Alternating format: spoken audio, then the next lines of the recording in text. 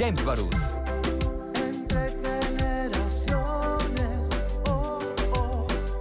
Muy buenos días, con el gusto de saludarles. Este es tu programa Entre Generaciones y me da muchísimo gusto poderlas y poderlos saludar en este programa, el único a nivel nacional con una perspectiva generacional. Y para la gente que nos escucha, pues muchos dijeron, oye, pues es que es 16 de septiembre, hoy no van a hacer programa. Pero ustedes saben el interés de este programa y de su servidor de siempre promover un pensamiento crítico, fortalecer la memoria histórica, y precisamente por eso es que el día de hoy hacemos un programa especial para hablar de algo tan especial como es nuestra querida independencia de nuestra nación. Y por eso invito a grandes personajes que conocen de historia, que saben de diversos temas y acontecimientos de la historia, no solo internacional, nacional, sino también del estado de Chihuahua. Y quiero dar la más cordial bienvenida. Muy buenos días, mi nombre es Christopher James Barús, se me iba la onda, a quien representa cada una de las generaciones. Le doy la más cordial bienvenida a quien representa a la generación Baby Boomer. Él es Edelmiro Ponce de León, él es historiador, pero aparte ya había estado anteriormente aquí en Entre Generaciones. Edelmiro, ¿cómo estás? Muy buenos días. Muy buenos días, aquí muy agradable estar con ustedes. Muchas gracias, Edelmiro. También a quien representa a la generación X, él es Guillermo López Nájera, él es abogado, licenciado en Derecho. Memo, ¿cómo estás? Muy buenos días. Gracias, Christopher, muy bien. Gracias a todos. Con el gusto de saludarte. Y también tenemos vía videollamada a quien representa también a la generación X, a Orlando Barraza Chávez, propietario de Chihuahua Bárbaro. Orlando, ¿cómo estás? Hola, Christopher, un placer saludarlos, un abrazo muy fuerte también a Guillermo y a mi estimado Edelmiro. Me da mucho gusto verlos. Muchas gracias. Con el gusto de saludarlos. Y me gustaría que escucháramos un breve contexto por parte de nuestro productor Omar Juárez. Este año se conmemora el aniversario número 210 de la independencia mexicana. Históricamente, en esta ocasión los festejos tuvieron que cambiar la forma tradicional en que se han realizado durante generaciones. Conocer la historia de nuestro pueblo es la clave para el progreso de la sociedad. En el programa de hoy, expertos en la historia de México hablarán sobre la fiesta patria del mes. Hablemos entre generaciones. Independencia de México, ¿qué ha pasado? ¿Cómo inicia? ¿Por qué se da? Luego, los qué, cómo, dónde y cuándo de la independencia. Me gustaría que primero escucháramos a Guillermo, luego Orlando y luego cerráramos con Edelmiro para que nos diera un contexto general y amplio. Después, y también a ver si sabe Guillermo y Orlando sobre la independencia. Guillermo López Nájera, 210 años de la independencia. Todavía no. Bueno, para hablar del inicio, bueno, estamos festejando un aniversario más del inicio de la independencia de México. Hay que aclararlo porque desde niños nos enseñaron que el 16 de septiembre es el inicio de la es la fecha de celebración de la independencia de México, y bueno, pues sabemos que realmente no es así, es el inicio del gesto heroico que a la postre llevaría a la consumación de la independencia, pero que fue un transcurso de 11 años, al menos al momento en el que se redacta el acta de independencia. Sin embargo, la consumación real, lo comentamos unos minutos antes, pues pudo haber sido décadas después. Sin embargo, a mí me gustaría platicarles un poquito del contexto histórico, filosófico, ideológico que llevó a los insurgentes a levantarse en armas, y por qué se levantaron en armas y por qué idearon el que surgiera una nación independiente americana. Bueno, nos tendríamos que remontar a la independencia de las 13 colonias que hoy conocemos como Estados Unidos, que bueno, fue décadas atrás, 1776, para 1789 surge un movimiento que es conocido como la madre de las revoluciones, la Revolución Francesa, y que esta Revolución Francesa paradójicamente nace en los conceptos ideológicos de la Ilustración, es decir, todo el siglo de las luces, todo el siglo XVIII, parte del XVII, en el que surgen los grandes filósofos de la humanidad que exaltan los valores, las virtudes del hombre, los derechos del hombre y del ciudadano, todavía en teoría no plasmados en una ley o en una constitución, y que finalmente no es Francia la primera que los aplica. Cuando surgen los primeros pensadores en esta nación. Y no es hasta 1789 en el que el pueblo se levanta en armas en contra de un rey absolutista o de una monarquía absolutista. Más o menos todos conocemos la historia. Sin embargo, esto nos va a dar una pauta de que se genera una transición también de años en Francia hasta que se consolida otro imperio por parte de un personaje que todos conocemos, que fue Napoleón Bonaparte. Y Napoleón Bonaparte, en ese ánimo de dominio de dominación francesa, que pese a que no era francés, y que odiaba a los franceses en un principio, de hecho ni siquiera sabía hablar francés cuando lo mandan a estudiar a Francia, pero bueno, él dentro de su dominio alcanza el territorio de España. ¿Qué ocurre esto? Que impone como rey a su hermano José Bonaparte, y esto dio la pauta para que en México empezara a surgir un movimiento insurgente o preinsurgente, ¿no? Muy bien. Orlando, de manera breve para cerrar este primer bloque y luego pasar con Edelmiro. Orlando, después de estos movimientos que le dieron apertura a ese pensamiento de desligarse o de separarse de las coronas de las monarquías, ¿nos lo pasan para México, Estados Unidos, México, Orlando? Bueno, no era México, era Nueva España. Sí, mira, Christopher, originalmente no era ese el sentimiento, Había un sentimiento en México, sobre todo dentro de un sector de criollos, que veían el gobierno virreinal como un gobierno impuesto por Francia. Y si atendemos lo que el cura Hidalgo da en esa famosa arenga conocida como el Grito de Dolores, al final él grita viva Fernando VII, es decir, ellos tenían la intención de restaurar la monarquía de Fernando VII. De alguna manera ellos creían que podían traer a este monarca a la Nueva España con la finalidad de continuar con el virreinato, con la corona española en América, ante la invasión napoleónica a España. Entonces, en la medida que evoluciona este movimiento insurgente, es cuando ya nacen de manera más sólida las intenciones de una independencia y de convertir una América mexicana. Pero originalmente no era esa la intención. Si nos fuéramos a atender la idea original que tuvieron estos iniciadores, estos próceres de nuestra independencia, ellos querían instaurar el régimen monárquico de Fernando VII en América.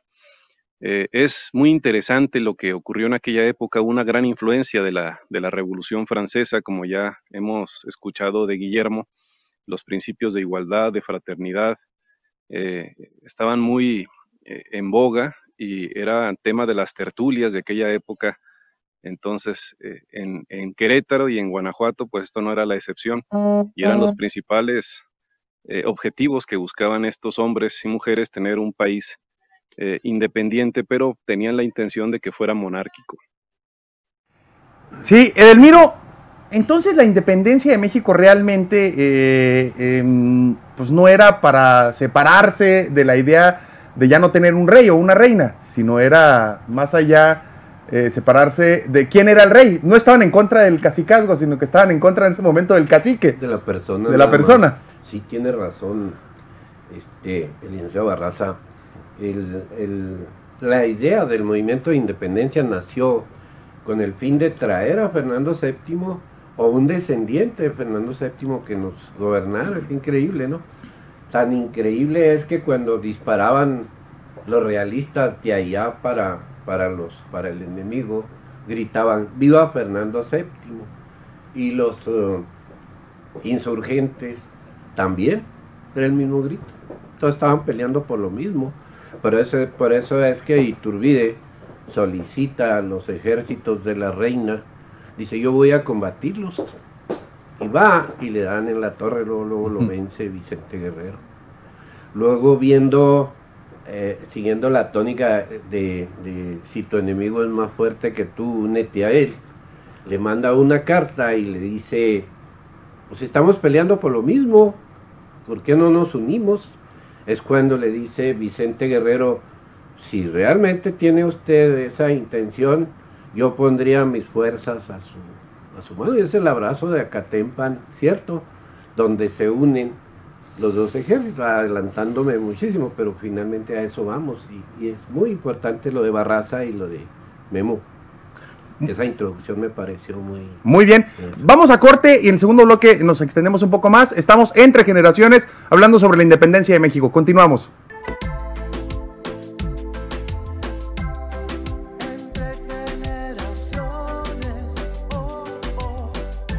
Continuamos entre generaciones en este segundo bloque hablando sobre la independencia de México. A mí me genera luego mucho conflicto una serie de cosas. La primera de ellas es en la historia oficial, en la historia del Estado, lo que nos enseñaron a todas y todos cuando éramos niños, pues también hubo una serie de mitos y realidades. Hay cosas que sí sucedieron, hay cosas que no sucedieron. Entraba en un debate hace algunos días sobre lo que quisieron hacer en el 2010, a los 200 años, cuando empezaron a querer degradar la imagen de Miguel Hidalgo y empezaron a querer meternos otra serie de ideas que no sabemos si fueron ciertas o no fueron ciertas. Incluso también pusieron en duda, o está en duda, si la imagen que conocemos de Miguel Hidalgo es realmente la de él. Si era un señor, un adulto mayor, calvo, con el pelo blanco, o no lo era. Hay una serie de mitos y realidades. Memo, Guillermo López Nájera, para ti, ¿cuáles son los grandes mitos de la independencia de México y qué realmente sí sucedió? Hijo, bueno, tocaste yo creo que el tema central, Miguel Hidalgo. Y para empezar, el grito de Dolores. No existe un consenso histórico, me da miedo decirlo delante del Miro, pero ni modo, de cómo fue el grito de Dolores. Unos dicen, viva la Virgen de Guadalupe, muera el mal gobierno, viva Fernando VII. Hay como 4 versiones. Otra en la que viva la independencia, en alguna de las versiones. Otra, viva la independencia americana. Y hay otras versiones en las que no mencionan a Fernando VII y sí dicen, mueran los gachupines. Uh-huh. Y a mí eso me llama mucho la atención porque en la gesta de Hidalgo se dieron batallas muy cruentas e incluso que rayaron en lo sanguinario, donde mataron a cientos de españoles. Es decir, sí había un odio tremendo hacia los españoles. Entonces, es posible, yo creo que es posible que no haya dicho viva Fernando VII. Yo pienso, ¿por qué? Por cómo se suscitaron las cosas con posterioridad. Otra, es cierto, no hay una imagen iconográfica real de Hidalgo. No había fotografía, no había lienzo, no había nada. Que yo sepa, nunca se le pintó un cuadro en vida, entonces todo fue de acuerdo a los recuerdos de quienes lo conocieron o quienes se lo imaginaron. Para la gente que nos escucha y que nos ve en redes sociales, entonces, fueron preguntando 50 años después, 40 años después, oigan, ¿se acuerdan? Porque luego surgió una etapa después de que asesinan acá en Chihuahua a Miguel Hidalgo, en la que estaba prohibido hablar de él. Uh-huh. Entonces imagínate cuántos años tendrían los que contaron cómo era Miguel Hidalgo, tomando en cuenta que en esos años el índice de vida era hasta los 40, 50 años. Por cierto, hay descendientes en Chihuahua de la familia de Miguel Hidalgo, Yo conozco un chosno de Miguel Hidalgo allá en Dolores Hidalgo, que irónico, ¿no? ¿Sí? Un cura con descendientes. Órale. Miguel Hidalgo siendo cura y tienen los descendientes, sí. También es algo de lo que nunca nos lo contaron. No, por ejemplo, un hijo de José María Morelos y Pavón llegó a ser presidente de la República y fue de los conservadores que fueron a traer a Maximiliano hasta Miramar. Entonces imagínense nada más eso. Orlando. Entonces no gritó Fernando VII, viva. Ups. Fíjate que el tema del cura Hidalgo pues ha sido materia de muchos debates. El cura tenía 58 años cuando murió fusilado aquí en Chihuahua y ciertamente no tenemos sabido de cierto qué imagen tenía. Fueron 50 años después, precisamente durante el Segundo Imperio, que Maximiliano pide a un pintor retratar la imagen del padre de nuestra independencia, y este hombre va precisamente a Dolores, pero resulta que ya habían pasado 50 años y no encontró a nadie con vida que lo hubiese conocido. Entonces él pinta este cuadro de un hombre blanco, con aspecto gachupín, calvo, y esa es la imagen que nos han vendido. Hay un relato muy interesante de el teniente Pedro Armendáriz, que fue el que lo fusiló. Y en este relato dice que cuando él cae, después de recibir las descargas, se le desprende la venda de los ojos y entonces deja ver sus bellos ojos verdes. Entonces, de cierto, tenemos solamente que el cura tenía ojos verdes. Pero bueno, es la imagen así como del abuelito, del hombre mayor, sí, que nos han vendido. Tal vez sea distinto, a lo mejor era un hombre de tez morena, de ojos verdes, de complexión fuerte, Edelmiro, de abundante cabellera. Edelmiro, perdón Orlando, Edelmiro, no decía ojos verdes, decía No. ojos claros. Ojos claros, sí. Ojos claros. Si nos pegamos un poco más, Edelmiro, al micrófono. Sí, ojos claros. ¿Qué más dentro de los mitos y realidades destacarías tú, Edelmiro, que nos han contado a lo largo de la historia? Bueno, hay una escultura en el Museo Nacional, muy pequeña, unos 20 centímetros, la cual se supone que se grabó o se esculpió con la presencia de Hidalgo en el Museo Miguel Hidalgo del Palacio de Gobierno, que está cerrado por cierto. Ahí está una réplica y es el único, y ahí aparece una nariz aguileña, tiene una forma muy diferente al Hidalgo que conocemos. Tiene razón el licenciado Nájera, porque dentro de la iconografía reconocida de Hidalgo, pues hay muchos. Inclusive cuando se reinauguró la Casa de Juárez, que yo dirigía antes, se puso en el despacho presidencial un cuadro de Hidalgo donde aparece muy grotesco, con la nariz aguileña y muy flaco, y que es la imagen que se acerca más a la realidad según los testimonios de quienes lo han dibujado. Pero sí, efectivamente, como dice el licenciado Barraza, esa fotografía que conocemos ahora de un Hidalgo afrancesado, más europeizado. Sí, ese lo mandó a cuando hacer él gritó, mueran los gachupines. Porfirio Díaz, ¿verdad? Es como cuando el escudo nacional también se hizo francés, es increíble. El mismo escudo de Chihuahua, que es francés. Así es. No, yo quiero preguntarles algo que también nos genera, y a mí en lo personal me genera mucha duda.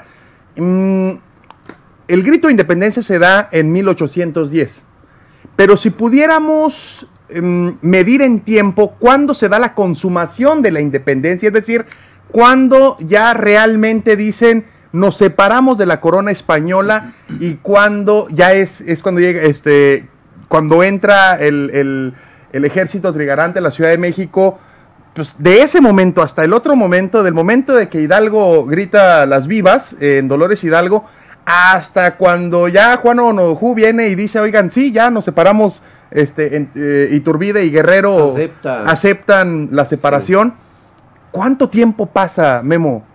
¿Cuánto tiempo pasa? Y también otra cosa, hasta apenas ahorita, después de 2015, estamos reconociendo en la historia mexicana, imagínate, 200 años después, que Vicente Guerrero era un afrodescendiente y era un afromexicano. Siempre nos lo pintaron como un hombre blanco, como un hombre con el pelo, con las patillas largas, pero era un hombre, como un Elvis, pero era un hombre afrodescendiente, que antes del abrazo y antes de ir a Veracruz, pues era un hombre que vivía en las cavernas, era un mulato que vivía en las cavernas. Mulato. Sí, bueno, del 16 de septiembre de 1810, la consumación es hasta 1821, un 27 de septiembre también, pero previo debemos de contar la firma de los tratados de Córdoba en agosto de 1821 también, en la cual pues ya se pacta, ¿no?, ese acuerdo de la separación de México de la corona española, y se traza, por así decirlo, la constitución del Imperio Mexicano. Eso sería, ¿no?, hasta septiembre de 1821. Pues 11 años que comentábamos al inicio, ¿no? Nos lo plantan en la escuela como si fuera casi de un día para seguido. Otro, sí, como vimos la película a lo mejor de Troya, ¿no?, que en una secuencia pasaron 20 años y los personajes no envejecen, ¿no? Pero en este caso, pues sí, es evidente que Vicente Guerrero, cuando finalmente logra ese pacto con Iturbide, ya era un hombre sumamente derrotado. Realmente ya no era una fuerza insurgente, era una fuerza sobreviviente en la Sierra de Guerrero. Y aquí Iturbide ve su oportunidad porque él nunca había podido ascender finalmente a general por diferencias, le decían que no era moralmente capaz. Y estaba frenado para subir de rango, ¿no? Yo creo que ahí vio su oportunidad de hacer algo más en su vida, ¿no? Y se juntaron, que luego se desjuntaron. Tengo también ¿por qué Chihuahua? O sea, Chihuahua solo lo vemos en la historia en la que nos cuentan hasta que matan a Miguel Hidalgo. Pero desde el inicio de la independencia, pues solo nos enfocamos en los estados del Bajío, solo nos enfocamos en los estados del centro del país. Orlando, ¿Chihuahua qué papel jugó antes de solo matar al padre de la patria?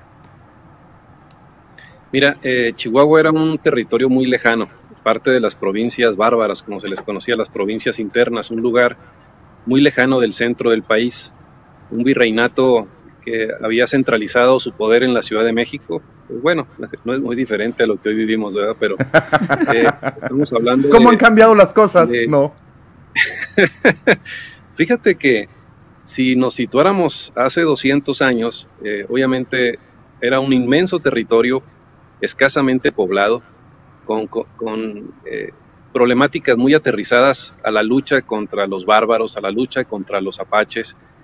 Teníamos fama de ser hospitalarios precisamente porque cada que llegaba alguien del sur era muy bien recibido, ya que necesitábamos noticias de saber qué estaba pasando en el mundo.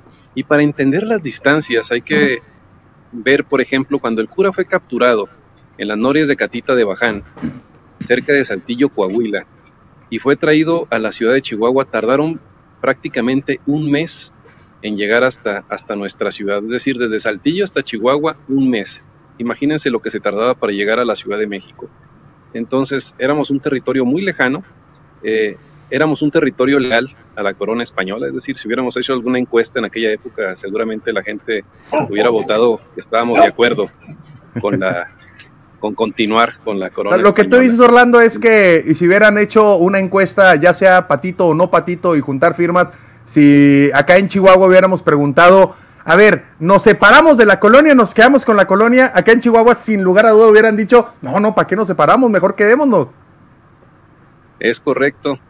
Y también hay que ser condescendientes con el cura Hidalgo, porque decimos, es que tuvo hijos, tuvo familia. Hay que recordar que en aquella época las personas que deseaban continuar estudiando, eran muy pocas las alternativas que existían. Una de ellas era la iglesia. Entonces había muchas personas que no tenían una vocación religiosa, pero decidían involucrarse en la iglesia con la finalidad de seguir estudiando. El cura Hidalgo era un hombre sumamente brillante, hablaba 7 idiomas, hablaba obviamente latín, como todo sacerdote, italiano, francés, pero también hablaba 3 lenguas indígenas, el náhuatl, el otomí y el tarasco. Por eso es que en gran número los indígenas abrazan su movimiento. Y cuando vas tú a Dolores, te vas a sorprender porque uno piensa, pues fue un cura de pueblo que se levantó en armas. No, él dejó una huella muy profunda en ese lugar. Una de las principales actividades económicas de Dolores es la cerámica, la alfarería, y resulta que fue el cura Hidalgo quien la introdujo. Entonces hay mucho de qué hablar sobre este personaje de nuestra historia. Así es, Edelmiro, ¿qué rescatarías tú dentro también de los grandes mitos que pudieron habernos contado, pero que realmente no acontecieron como tal? Y después cuando lo agarran a Miguel Hidalgo y se mueve por acá, ¿qué papel siguió teniendo Chihuahua después del asesinato de Miguel Hidalgo?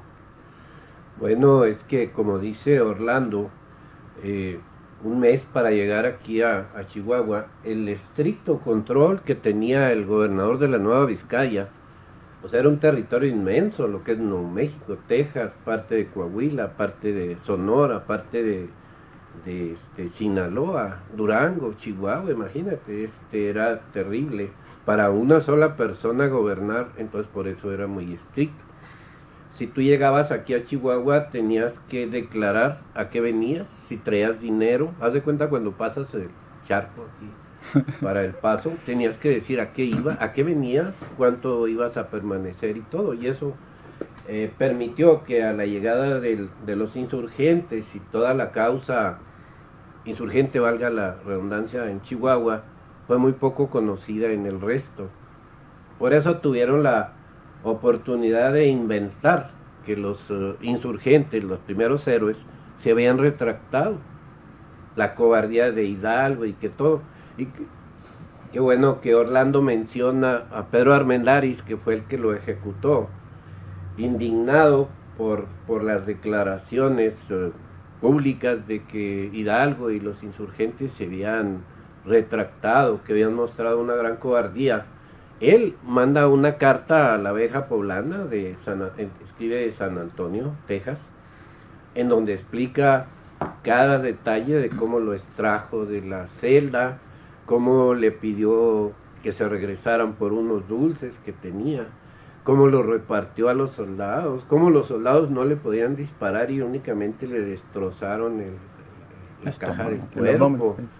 Él les decía que no le fueran a tirar a la cara, que le tiraran al corazón. La forma en que después de estar todo destrozado del estómago,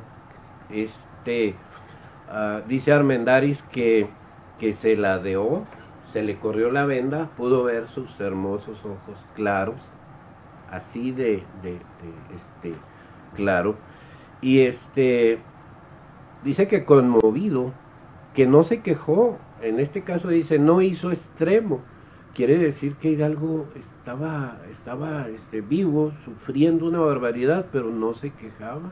Fue cuando dice que ordenó que directamente le aplicaran 2 rifles en el pecho para finalmente matarlo, pero imagínate el sufrimiento de Hidalgo. Incluso creo que se le desprendió un brazo, ¿no? Sí, le destrozaron un brazo, pero los intestinos se los hicieron. Pues es que fueron 3, 6, 9 balazos. Es que dice que puso 12 soldados de 4 en fondo. Dice, ordené la primera descarga, son 4.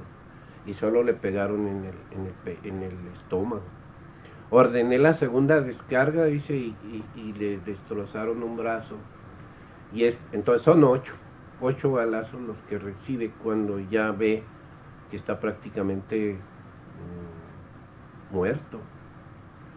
Y los 2 siguientes, entonces prácticamente muere de 10. ¿De 10? ¿Y los 2 últimos en el corazón? No, bueno, los 2 últimos en el corazón, los primeros 8 y luego 2 en el corazón. Muy bien, estamos platicando sobre la independencia de México con Edelmiro Ponce de León, Guillermo López Nájera y Orlando Barraza, fortaleciendo la memoria histórica y promoviendo el pensamiento crítico entre generaciones. Continuamos.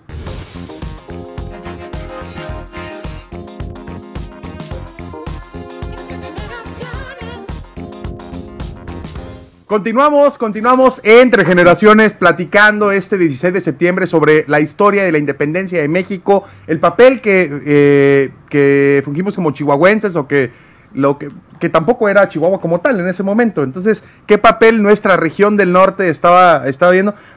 Quisiera preguntarte, Orlando, el papel de los insurgentes del norte en la lucha. ¿Qué papel se jugó en los insurgentes del norte?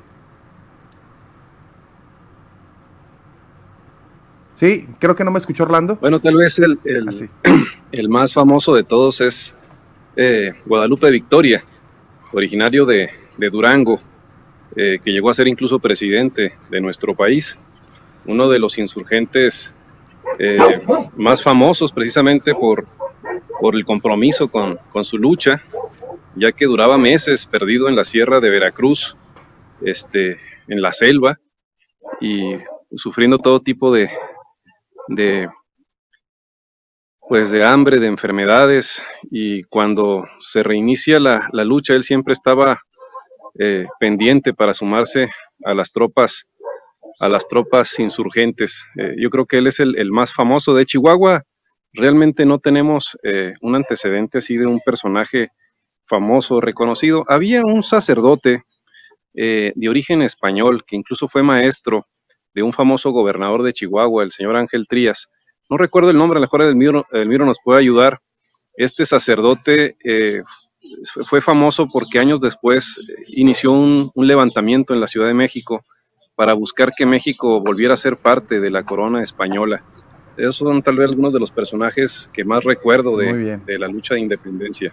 Edelmiro, aparte de este insurgente chihuahuense, el cementerio de los insurgentes en Chihuahua será reubicado. Es como 200 años después, apenas comenzamos a hacerles justicia para fortalecer la memoria histórica. Pues parece que sí, pero no sabemos la localización exacta ya de los cuerpos, porque pues ya se erigieron muchos edificios ahí, entre ellos la iglesia esa de protestante, ¿cómo se llama? La Trinidad, la Quinta Tuché y todos esos edificios. El Panteón de San Felipe inclusive tapaba la Avenida Independencia. Según testimonio de Almada nos dice que a finales del siglo, cuando se arrasó, don Luis Terrazas fraccionó todo el terreno que era del panteón. Por ahí tenemos una fotografía donde viene el panteón ese que fue el segundo, porque se saturó el de Catedral y luego abrieron el de San Felipe. Ahí están 19 insurgentes. ¿De dónde empezaba, si nos ubicamos a hoy? ¿Del parque? Tengo entendido que de la calle Gómez Farías, más o menos, Independencia, la parte casi cercano, se dice que casi cercano hasta la quinta, ¿cómo se llama? La Quinta Gameros. Okay. Todo ese espacio que es el parque, ahora viene siendo el Jardín Abraham González. Y ese parquecito es lo único que queda de lo que fue el panteón. Pero cuando se sepultó a los insurgentes, pues desde luego ya nadie hizo caso de ello. En 1823, cuando se consuma la independencia, el primer decreto que emite el Congreso es declarar beneméritos en grado heroico a Allende, Aldama, Jiménez, Morelos y otros que pues de momento no me acuerdo. Se ordena que sean exhumados los restos de donde están sepultados. Aquí desde luego Hidalgo, cuerpo mutilado, está en el templo de San Antonio. Los Allende, Aldama y Jiménez estaban ahí en el panteón de San Felipe y fueron exhumados. También acuérdense que están mutilados los restos. Ya las cabezas habían sido rescatadas por Bustamante. En 1821 ordenó que se bajaran, pues lo que quedaba ya los restos óseos, 11 años ahí pendiendo en una jaula de hierro las cabezas, se imaginarán cómo estarían a la intemperie. Y se sepultaron en el panteón. Y ya cuando se exhumaron los restos aquí en Chihuahua, que se envían a la cripta de los Virreyes en Catedral, las cabezas también son enviadas, etiquetadas para luego, por cierto que luego hablaremos del tema de los restos de los insurgentes a finales del siglo, fueron encontrados regados por el piso en todos lados y la urna desbaratada. Porfirio Díaz en sus 30 años de dictadura jamás hizo nada. Otro caso que también es muy interesante, se murió uno de los priores de la catedral e hicieron un monumento inmenso que tapó el acceso a la cripta de los Virreyes. Entonces pues ahí quedó olvidado más de 70 años los restos insurgentes. Tuvieron que meterse por unos ventanales a Estepola y otros historiadores notables, fue en 1880 y tantos, para extraer todos los restos, luego los lavaron y los volvieron a acomodar en una urna, pero luego ya se puso en la cripta de San José, donde está Iturbide. Qué curioso que Iturbide está en la Catedral de México, ahí en esta altar de San José, y no está en la columna de la Independencia, porque pues, eso también habrá que analizar. También es el consumador de la independencia. Yo quería preguntar eso, ¿por qué esta lucha histórica, vaya, pues es parte de cada corriente ideológica que gobierna nuestro país desde la independencia hasta la actualidad, y hay una lucha constante entre a quién hacemos prócer de la patria, a quién ensalzamos, a quién no, y tienes a un Iturbide que después de entrar a México, después de la consumación, realmente ahí es cuando se da la primer consumación de la independencia, y nunca los juntas. Y aparte, durante la época del dictador Porfirio Díaz, pues también se quiso borrar la historia realmente de los próceres o de los insurgentes de Chihuahua o de los insurgentes de la independencia. Y es hasta después, hasta la revolución, 100 años después, cuando comienzan otra vez a contarnos la otra historia, Memo. Bueno, un tema sumamente complejo porque estamos hablando de una gesta revolucionaria en la que, pues, convergieron varios líderes. Entonces fue un choque no nada más de poder, de ego, de ver quién podía más, quién sobresalía más. Por ejemplo, Hidalgo tuvo fuertes discusiones con Allende. Allende incluso lo quiso envenenar. No, pues si lo degradaron. Ya cuando llegó aquí a Chihuahua ya no era el generalísimo. Exacto. Entonces, fíjate, en un año. Menos de un año. Menos de un año. O sea, el pico de fama de Hidalgo fue del 15 de septiembre de 1810 a marzo. O sea, en ese pico es en el que hoy todos los niños venía en calidad de prisionero cuando llegó a Saltillo. Sí, totalmente debilitado. Y a la muerte de Hidalgo hubo pugnas entre López Rayón y Morelos, a ver quién asumía el poder. Sí, porque Rayón era el secretario particular de Hidalgo. Incluso probablemente de los que arrastró más el lápiz en los sentimientos de la nación, ni siquiera Morelos.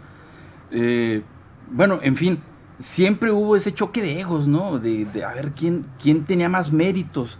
Yo siento que ahí es cuando surge el resentimiento, por así decirlo, de los sobrevivientes de la gesta de independencia, de que, ¿por qué Iturbide? ¿Y por qué Emperador? Y sus herederos van a ser sus descendientes van a ser los herederos del Imperio Mexicano. Y Guerrero, que dijo, yo me partí el lomo en la sierra del sur de México. ¿Todo? Y luego destituyen, por así decirlo, a Iturbide. Irónicamente lo destituye el Congreso, que él mismo instala y lo declaran como un error el haberlo consagrado como emperador. Pero y luego lo disuelve. O sea, es que disolvió al Congreso. Es totalmente irónico, ¿no? Pero después de eso surge como primer presidente, Guadalupe Victoria. Imagínate cómo se debe haber sentido Guerrero. Sí, hombre. Oye. Y viene uno del norte que no se dio el tiro, que no estuvo, que no se puso de acuerdo contigo, Iturbide, que no hablaron con el que mandan de la Nueva España, de España.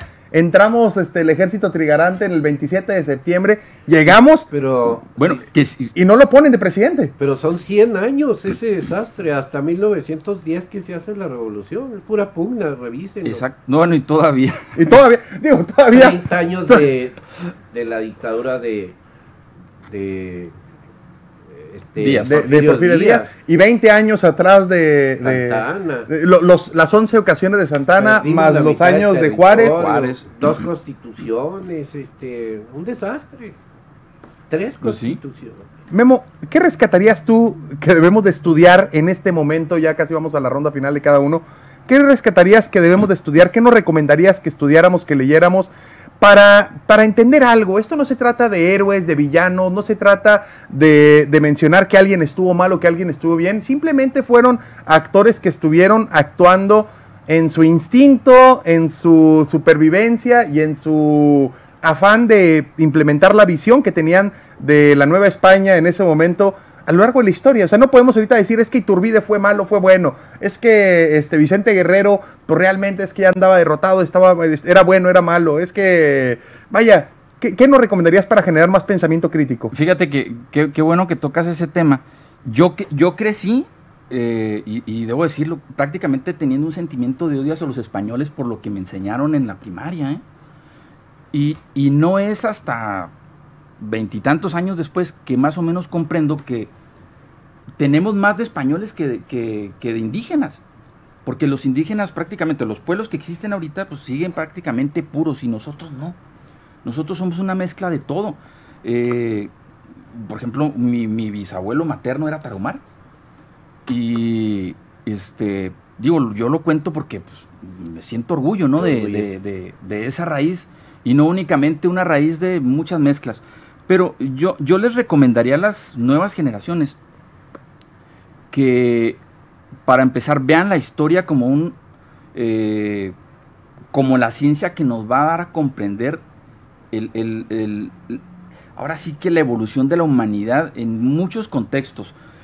Hablar de la independencia de México es hablar de muchas independencias. ¿Por qué? Porque hubo otros antecedentes. Incluso actualmente estuvo en estas fechas, y el otro año va a ser seguramente muy controvertido, en el sentido de que probablemente el primer libertador de la nación mexicana fue Hernán Cortés. Muchos historiadores ahorita dicen, oye, pues es que Hernán Cortés es el que vino a liberar a los pueblos que estaban oprimidos por los aztecas. Y si te pones a estudiar la figura de Hernán Cortés, lees a Bernal Díaz de Castillo, las cartas de relación de Hernán Cortés. Hernán Cortés es una persona sumamente culta, ¿eh? No eres el español que nos pintaron, que vino a destrozar, no, vino a poner cierto orden, y es un orden que él lo justifica, y que si lo lees hasta llegas a comprenderlo, ¿no? Entonces es interesante que dejemos de tener odio por algo que realmente pues no nos afecta, porque es lo que nos dio forma, esa fusión de culturas. Así es. Orlando, ¿tú qué nos recomendarías? Sí, mira, Christopher, yo coincido totalmente con Guillermo. Yo creo que es tiempo de reconciliarnos con nuestra historia, y hay que sacar del baúl del olvido a personajes como Iturbide, que si lo estudias es un personajazo, y también debería de ser considerado un padre de nuestra independencia.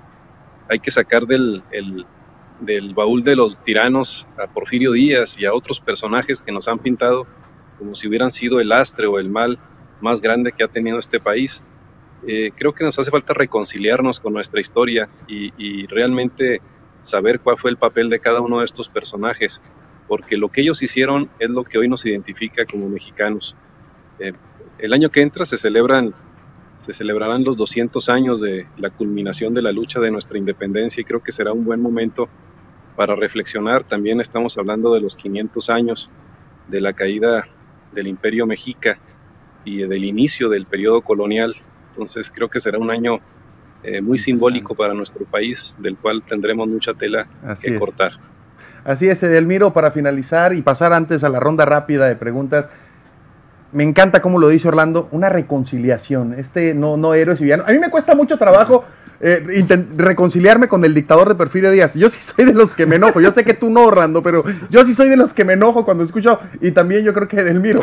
No, yo tampoco, No, pero sí tiene razón Orlando, lo que nos ha mantenido divididos ha sido eso, también en la revolución. ¿Cómo es posible que nos trajimos un bandolero de Durango y lo nombramos el dios de la historia de la revolución en Chihuahua, y el verdadero, a Pascual Orozco, que inició y llevó al poder y todo, y es un traidor?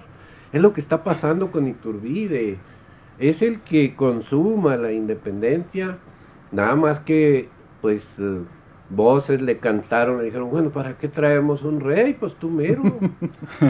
Y él se autoelige emperador. El problema de él fue que empezó luego a aislar a los que lo llevaron al poder. Otro Madero. ¿Sí? Sí. Hizo a un lado a todos, y eso fue lo que lo llevó a su desgracia, ¿no? Ahora, si le dijeron que ya no podía regresar, ¿cómo se le ocurre regresar? Ya le habían es que dicen que no sabía, dicen que cuando se va con su familia y cuando el Congreso en ese momento, que él mismo hizo, el Congreso dicen, no, si vuelves te matamos. Exacto, dicen que no sabía. Y con mucho respeto para mi amigo Orlando, Porfirio Díaz no tiene razón de regresar a México, porque Tomochi es una herida muy grande, la de Tomochi. Y cuántas otras matazones que hizo, porque él se rodeó de sus correligionarios. Yo quiero invitarlos el próximo mes de octubre, y aparte en el mes de noviembre, a que hagamos aquí un debate de si el dictador José de la Cruz, Porfirio Díaz Murí, merece regresar a México o no. Y vamos a corte para continuar la ronda rápida. Me dieron ahora sí. Exacto. Que en mi pata de palo, pero me dieron ahora sí como anillo al dedo. Continuamos Entre Generaciones, regresamos ronda rápida. Continuamos Entre Generaciones, ronda rápida para finalizar este gran programa hablando de la independencia de México. Y les platico las reglas. Yo les digo una palabra y ustedes me dicen lo primero que se les venga a la mente. Iniciamos contigo, Memo. Colonización. Cortés. Orlando. Miguel Hidalgo. Libertad. Independencia. Pues libertad también. Virreinato. Armada. Desarrollo. Memo. Relación México-España. Pues madre e hija. Orlando. Insurgentes. Libertadores. Edelmiro. Fiestas patrias. Ay, pues recordar. Memo. Historia. En parte mito. Orlando. 210 aniversario.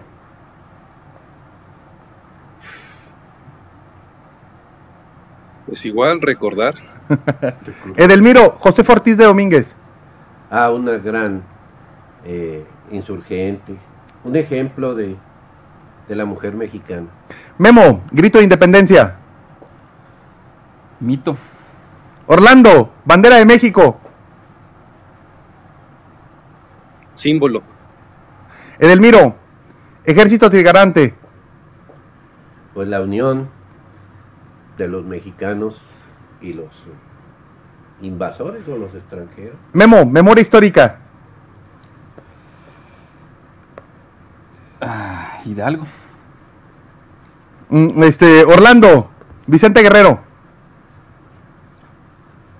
Orgullo indígena. Y Edelmiro. Pensamiento crítico. Pues la independencia de México. Muy bien. Para finalizar, creo que tenemos 1 minuto y medio, o sí, ¿verdad? ¿Qué libro nos recomendarían para finalizar a la gente que nos está escuchando? ¿Qué libro debemos de leer para fortalecer nuestra memoria histórica y buscar entender un poquito más el contexto que se vivía en la independencia de México? Memo. Híjole, fíjate que yo soy más de enciclopedias. Yo me gusta mucho estudiar las biografías de los personajes.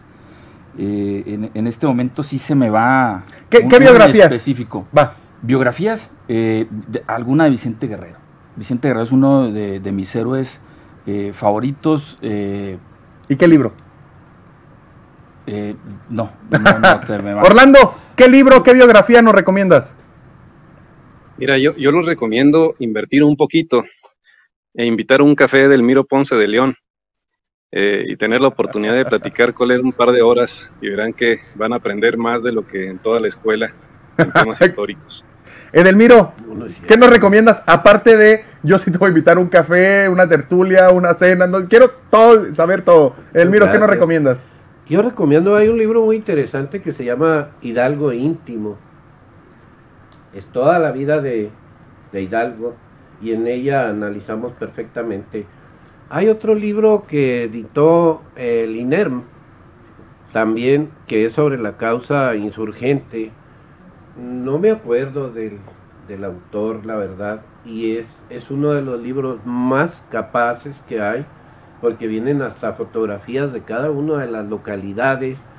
Yo tengo una copia del periódico de Chihuahua de 1837 por ahí, donde vienen todos los personajes y viene el detalle de cómo fue la detención de los insurgentes, sus nombres de cada uno, cómo fueron atados y cómo duraron 3 días sin agua y sin comer hasta que llegaron a Monclova. Quiero tomarles la palabra y, si ustedes me lo permiten, realizar este programa cada 20 días o cada mes para seguir hablando sobre los sucesos históricos mes con mes, un miércoles cada mes que podamos seguir platicando con un objetivo muy claro: fortalecer la memoria histórica, generar más pensamiento crítico en la ciudadanía. Muchísimas gracias, Orlando Barraza, Guillermo López Nájera, Edelmiro Ponce de León. Este es su casa, este es su programa Entre Generaciones. Mi nombre es Christopher James Barús y no se les olvide que a esta vida venimos a hacer amigos, a hacer historia, pero sobre todo a ser felices. Nos vemos el próximo lunes.